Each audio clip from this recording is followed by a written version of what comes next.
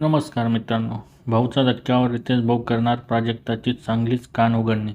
कारण या आठवड्यात प्रभूने चावी चोरल्यानंतर तिने प्रभूविरोधात खूपच विष ओकलं होतं. तू चोर आहेस, तू कमजोर आहेस, तू दुसरं काहीच करू शकत नाही. पण विचार केला तर हिच्यापेक्षा आत्तापर्यंत प्रभूनेच चांगला खेळ केलेला दिसत आहे. तिने प्रत्येक वेळेस प्रभूला नॉमिनेट केलं, मात्र तो सेफ झाला. यावर पण ती बोलली होती की तू सिंपतीमुळेच वाचतो. चावी चोरल्यानंतर पण ती त्याला बोलली होती की महाराष्ट्र बघतो आहे. नंतर गार्डन एरियात बसून ती प्रभूला बोलली होती की आता हा आतमध्ये जाणार आणि सर्व काही सांगणार. आणि हिनेच आग लावल्यामुळे बाकीचे सदस्य पण प्रभूला वाईट बोलायला लागले होते. हा मुद्दा धरूनच भाऊ प्राजक्ताला बोलतात, प्राजक्ता तुम्ही नेहमी बोलतात महाराष्ट्र बघतोय. तन्वी चुकल्या ते तर महाराष्ट्र बघणारच आहे, पण तुम्ही चुकणार तेव्हा महाराष्ट्र काय डोळ्यावर पट्टी बांधून बसणार आहे का?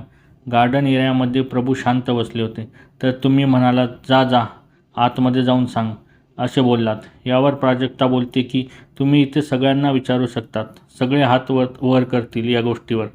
रितेश भाऊ बोलता मला कोणाला विचारायचं कोणाला नाही हे तुम्ही सांगायची गरज नाही, नाहीतर इथे या तुम्ही आणि माझं काम करा.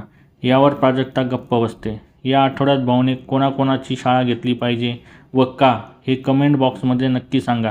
आणि अशाच नवीन अपडेट्ससाठी आमच्या चॅनलला लाईक, शेअर आणि सबस्क्राईब करायला विसरू नका. तोपर्यंत धन्यवाद मित्रांनो.